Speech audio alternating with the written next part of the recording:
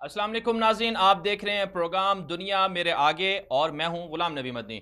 दुनिया भर से आज की टॉप स्टोरीज जिन पर हम आज बात करने जा रहे हैं उनमें शामिल है पाकिस्तान की सियासी सूरत हाल और पाकिस्तान के अंदर जो सियासी सूरत हाल में ऊंच नीच है उस पर बात करेंगे। नवाज शरीफ के सिक्योरिटी गार्ड ने कैमरा मैन पर क्यों तशद्दुद किया ये भी आपको बताएंगे। इसके अलावा पाकिस्तान में भारतीय जासूस बहुत ज़्यादा हो चुके हैं।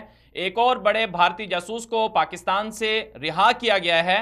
कलभूषण यादव नेटवर्क के पाकिस्तान में मददगार कौन हैं उससे भी आपको आगाही देंगे। पाकिस्तान की 10 साला कारकर्दगी रिपोर्ट जारी कर दी गई है। आईएसपीआर के तर्जुमान ने इस रिपोर्ट को सराहा है। बरतानवी एयरलाइन ने 10 साल बाद पाकिस्तान के लिए परवाजें भी बहाल कर दी हैं। बहुत बड़ा कारनामा है।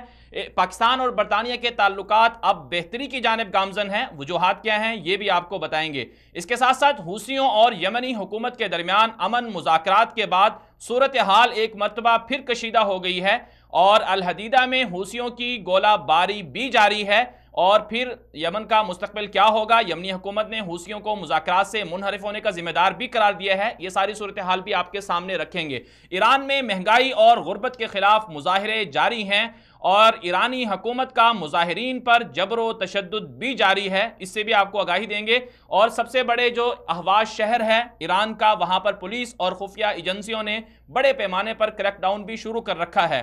शामी खाना जंगी का खात्मा कब और कैसे मुमकिन है। आलमी ताकतें बशारुल असद को शाम का हुक्मरान बरकरार रखने पर मुत्तफिक क्यों हैं, इससे आपको आगाही देंगे। और साथ में अवाम का क्या मुतालबा है, शामी अवाम का बशार के खिलाफ, ये भी आपको बताएंगे।